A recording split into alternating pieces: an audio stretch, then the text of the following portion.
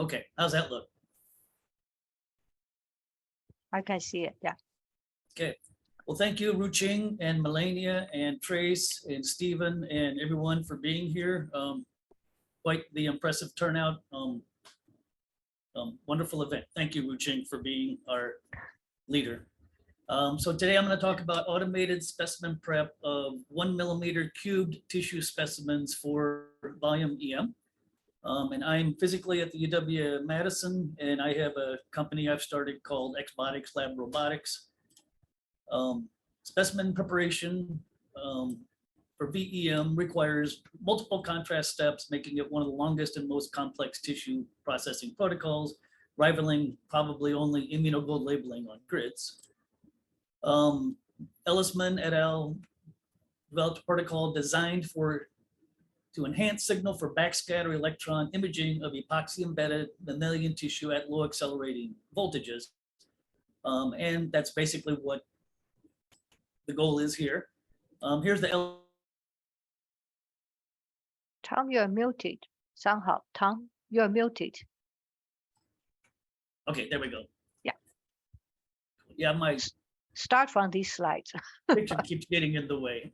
There we go. So the Ellisman method's the one that I've tended to go towards, mainly because Melania was using it at Stowers years ago when we first met doing this, but there's many other ones. There's WA, there's FBROPA, there's other ones, but they all basically go through these same basic steps. 5-degree osmium, TCH at 60 degrees, 60-degree lead, 5-degree uranyl acetate. These types of things are needed in this particular protocol. And it has been automated before successfully for somewhat larger specimens. This exact system was optimized for 1 millimeter cube specimens and smaller. To go bigger for that, we would have to make some changes. So this is the Prepmaster 5100 deck. Can you see my mouse? Yeah. Okay.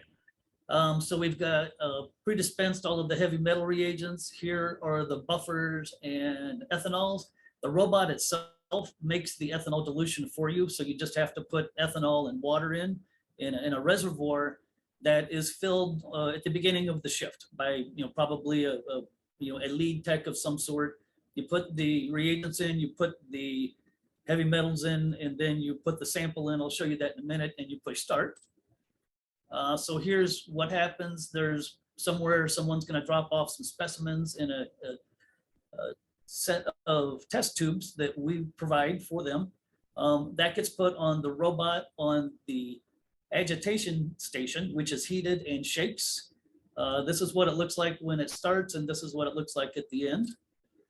To kind of go into detail, I don't have a whole lot of time, but I'll do it quickly. Back here, starting at the back, we've got a cooling station that can be used for dehydration or any other process that needs to be cooled.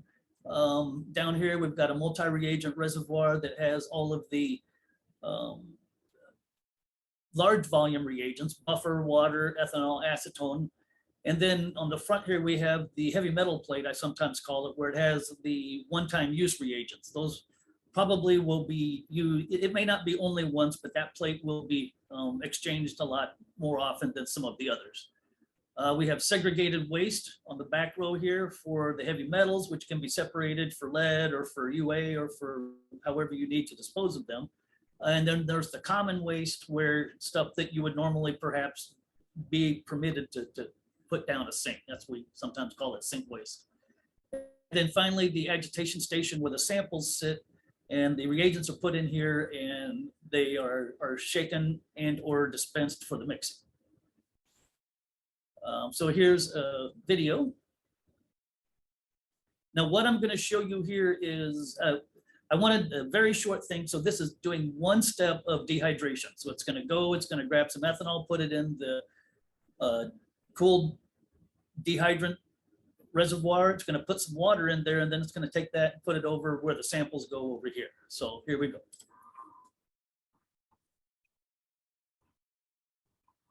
And the ethanol and water and all that can be filled once per day and then covered with the adhesive vinyl cover.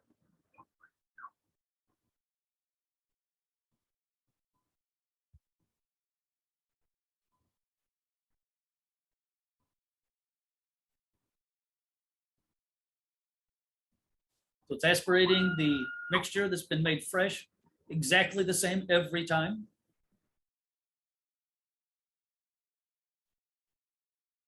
And it'll mix it once or twice in the well there.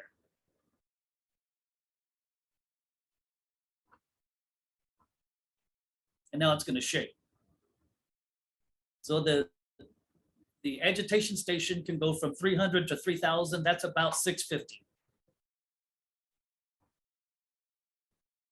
And yes, Charlene had asked Wilkie, I know Charlene Wilkie is listening. It could be a bead mill as well. So you get a bead mill to boot.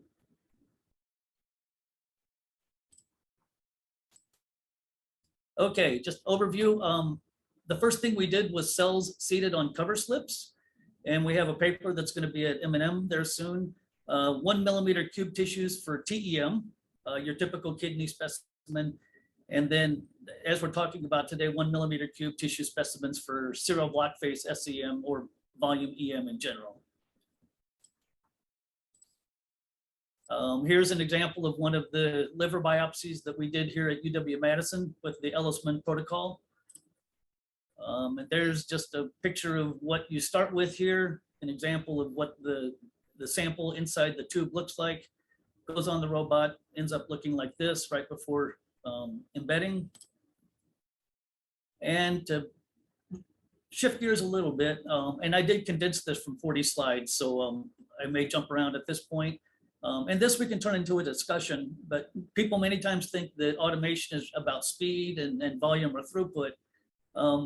There are other things: error prevention, consistency, reproducibility, labor saving, yes, and safety. We're using some very toxic chemicals, and as Trace alluded to, onboarding new technicians, it's a lot less onerous on the person who's left when you just have to teach them how to run the robot and not teach them how to do the entire procedure. What are some good things about the Prepmaster? Specimens remain in the same tube as transported to the lab, as was demanded by Ruching early on in this process. I've got to give Ruching a lot of credit for some of the features here. That one in particular, it was demanded, and so thank you.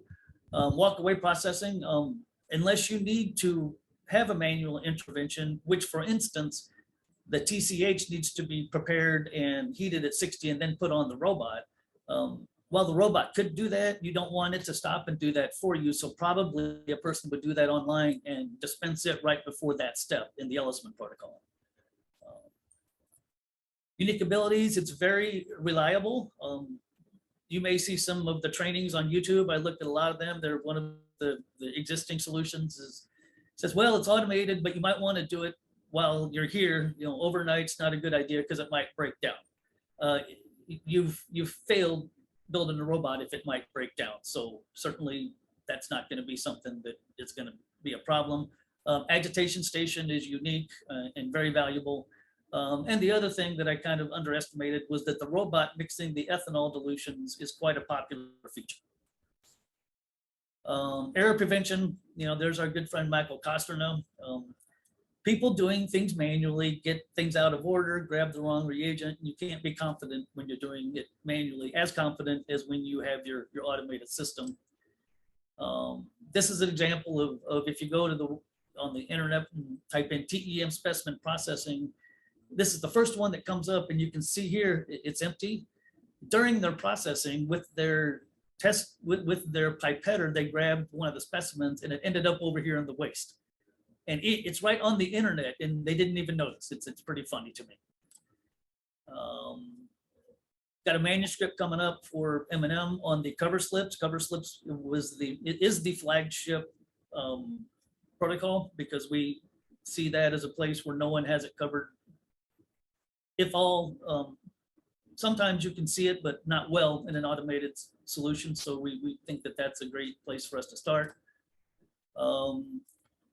Thank you, Trace. And as he said, you know, Jeff Salisbury is an inspiration to us all. And in my process here, Ruching's been instrumental in setting requirements and specifications, and Trace and Jeff Salisbury at Mayo, we've had a few video type demos along the way, and they've been guiding me on, well, close enough, but not there yet, Tom, and things like that. So I do appreciate that feedback to make sure we have an excellent product. It's essential.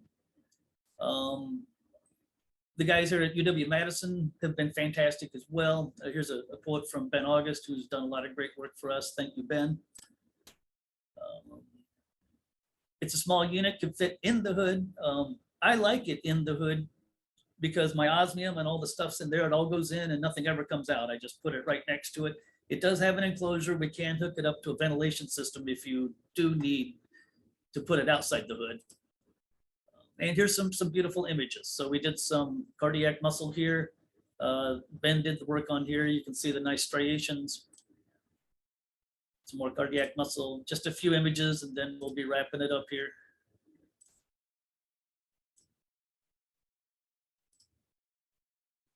Thank you very much. Any questions?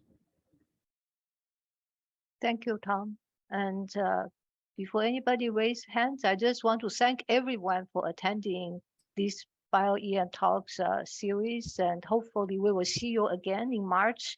The program in March is already in the website, and I think we're controlling the time here very good today. So if anybody want to stay on a little bit, and I think we can add on a little bit more discussion. Melania, please go ahead. Yeah, so hi, Tom.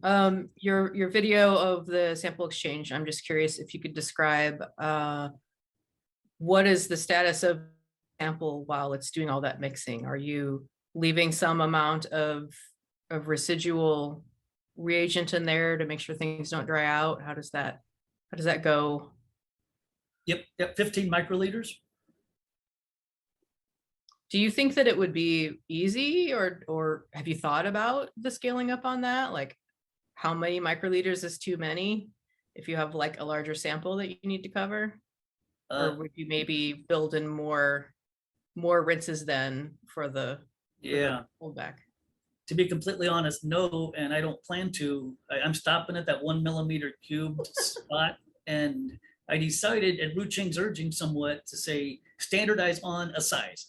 Say, whatever you've got, cut it down, make it 1 millimeter cube. That's what we process. And if you need bigger, I would go get an MPrep capsule. If you had a 2 or 3 millimeter cube sample, I would certainly put that in an MPrep capsule for something bigger. Mm-hmm.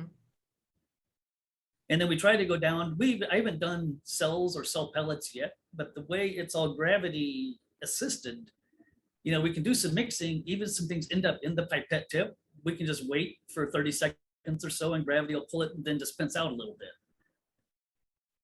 But we're heading small, down, 1 millimeter and down, and not necessarily up, because other people have that covered, and we're looking at some, empty niches, unmet needs, unfulfilled things, and there are plenty of them out there. Yeah. Okay. Cool. Now, what we could do in the long term is put in a bullet tube or a Eppendorf tube, and go. But then you're using a single probe, and it's going to be excruciatingly slow, basically one at a time. Yeah, that a unitasker. Yeah. But that would be one way to pull that off. Okay.